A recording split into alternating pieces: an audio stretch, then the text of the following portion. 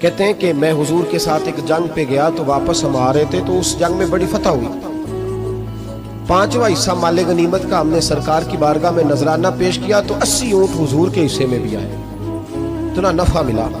واپس آ رہے تھے تو ایک جگہ شام کا وقت ہو گیا, کچھ علاقہ اچھا ملا تو حضور نے فرمایا سفر آگے نہ کرو, یہیں پڑاؤ کر لو, پتہ نہیں آگے جا کے کوئی ایسی اچھی جگہ میسر آئے نہ آئے. حالانکہ حضور سارا کچھ جانتے ہیں پر تعلیم امت کے لیے فرمایا یہی. کہتے خیمے لگ گئے, رک گئے. ایک ایک خیمے میں 2 4 آدمی. فرماتے میرے خیمے میں حضرت محمد بن ابو بکر, جناب ابو بکر کے صاحبزادے, تو میرے خیمے میں جو صحابی تھے نا وہ بڑے موٹے تازے, بڑے وجود ان کا, بستۃ فی العلم والجسم, موٹے تگڑے.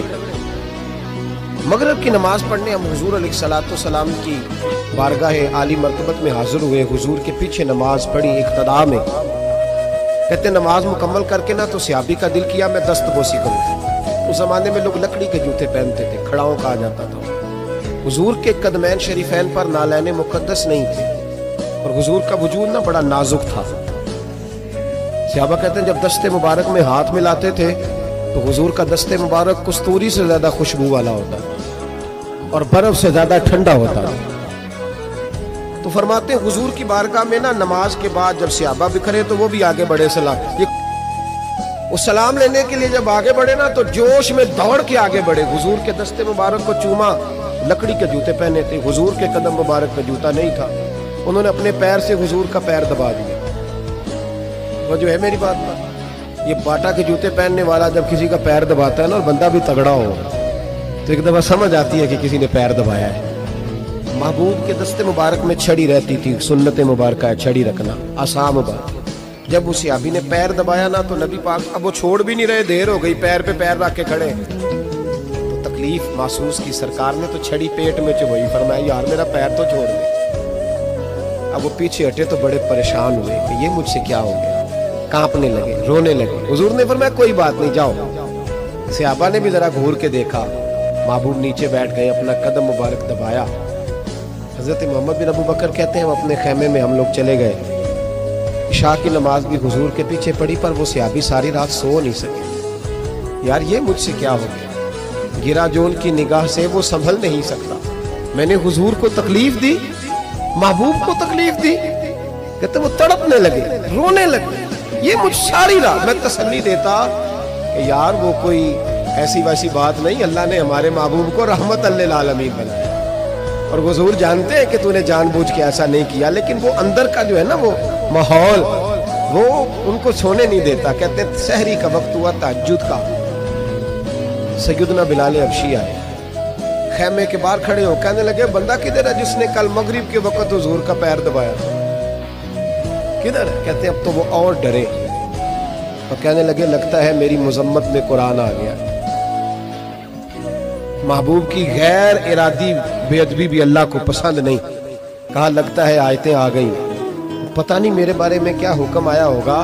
آپ اپنے ابا سے کہہ کے میری سفارش کرائیں گے, جناب صدیق اکبر سے کہیں گے کہیں ایسا نہ ہو کہ میری دنیا بھی جائے اور آخرت بھی جائے. کہتے تڑپتے سسکتے در رسول پہ پہنچے, سحری کا وقت, حضور تشریف فرما ہے. کہتے اب میں اور وہ منتظر تھے کہ کوئی ایسا حکم آئے گا, پتہ نہیں کیا بنے گا اور اس حکم کے معاملے میں پھر کہاں تک بات جائے گی. قربان جائے جب حضور کے سامنے کھڑے ہوئے تو سارا کچھ جاننے والے محبوب نے اپنی امت کی تعلیم کے لیے فرمایا بھائی عشاء کے بعد ہی تجھے بلانے کا ارادہ ہوا تھا, پھر خیال آیا کہ تو کہیں سویا ہوگا, سحری میں لوگ اٹھ جاتے ہیں تہجد کے لیے, اس لیے تجھے بلایا ہے. فرماتے ہیں اب انتظار تھا کہ وہ بڑی بات آئے, ڈر رہے تھے. لیکن قربان جائیں نبی پاک نے پیر دبانے کا ذکر ہی نہیں فرمایا. حضور فرمانے لگے بلایا اس لیے ہے کہ کل شام میں نے تیرے پیٹ میں چھڑی چبو دی تھی, تجھے تکلیف ہوئی ہوگی تو اللہ کی رضا کے لیے معاف نہیں کر دیتا.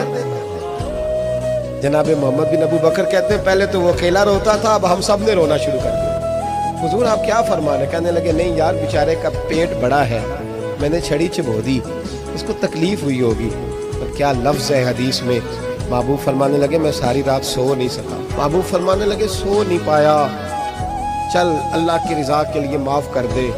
تو کہنے لگے حضور وہ تو میں نے پیر دبایا تھا, اس لیے آپ نے مجھے چھڑی چبھوئی. آپ کیا کہہ رہے ہیں؟ تو محبوب فرما دیکھیں وضاحت دیکھیں.